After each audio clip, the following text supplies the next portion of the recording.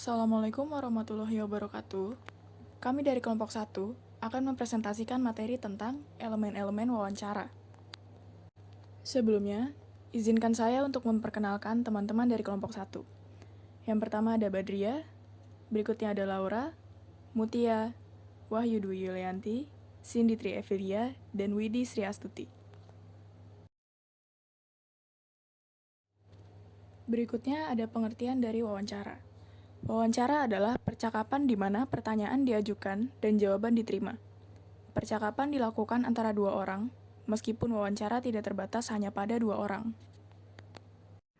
Elemen-elemen wawancara. Yang pertama ada interaksi.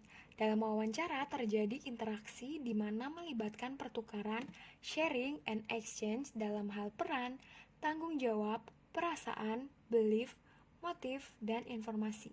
Interaksi dalam wawancara tidak selalu terjadi sejajar atau equal, misalnya pada wawancara jurnalis, konseling, dan lain-lain, di mana interviewee melakukan lebih banyak bicara daripada interviewer.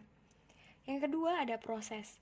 Stewart dan Cass menjelaskan wawancara sebagai sebuah proses. Proses adalah sebuah dinamika interaksi variabel yang selalu berubah dengan tingkat sistem atau struktur. Maksud dari kalimat Stewart dan Cass menjelaskan bahwa dalam wawancara terjadi pertukaran peran, informasi, perasaan, motivasi, dan lain-lain yang menghasilkan reaksi dan pandangan atau pendapat dari masing-masing pihak.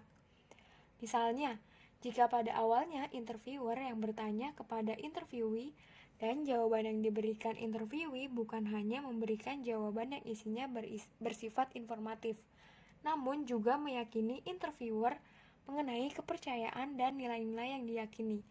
Hal sebaliknya juga bisa terjadi, di mana interviewer yang memberikan informasi dan mempersuasi. Salah satu contohnya dalam telemarketing.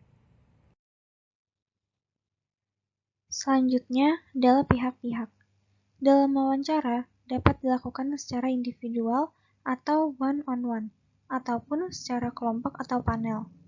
Terkait dengan proses dinamis, dalam wawancara juga dapat terjadi pertukaran peran di antara keduanya. Yang keempat adalah pertanyaan. Dalam beberapa interview seperti survei, market research, dan jurnalis interview, melibatkan tanya jawab yang konsisten.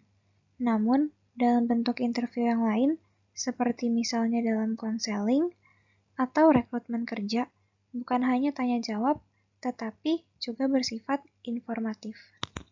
Tingkatan interaksi dalam wawancara dan penerapannya. Interaksi tingkat pertama. Interaksi yang dilakukan cenderung aman dan tidak menakutkan. Jawaban yang dihasilkan sifatnya hanya di permukaan saja dan tidak begitu jelas karena tidak ada proses penggalian data. Biasanya jawaban yang diberikan bersifat aman dan menyenangkan, sehingga dapat diterima secara sosial. Orang akan senang berkomunikasi pada level pertama, jika pihak yang diwawancara mengerti apa yang diharapkan dari mereka, dan pihak yang diwawancara memiliki minat terhadap pewawancara, dan organisasi yang diwakili oleh pewawancara atau masalah wawancara. Pewawancara juga memperlakukan pihak yang diwawancara dengan respek dan memberikan atensi yang penuh. Selanjutnya, ada interaksi tingkat kedua. Pada interaksi ini dilakukan penggalian data yang lebih dalam dan biasanya bersifat perselisihan, baik dalam hal perilaku, pikiran, sikap, perasaan, dan keyakinan. Dan respon-respon yang diberikan cenderung bersifat setengah aman. Selanjutnya, interaksi tingkat ketiga. Pada level ini, interaksi berhubungan dengan area pendalaman masalah yang paling intensif dan kontroversial. Nah, biasanya area yang ditanyakan berhubungan dengan kehidupan keluarga, pendapatan, kesehatan, hutang, serta hubungan dengan orang lain.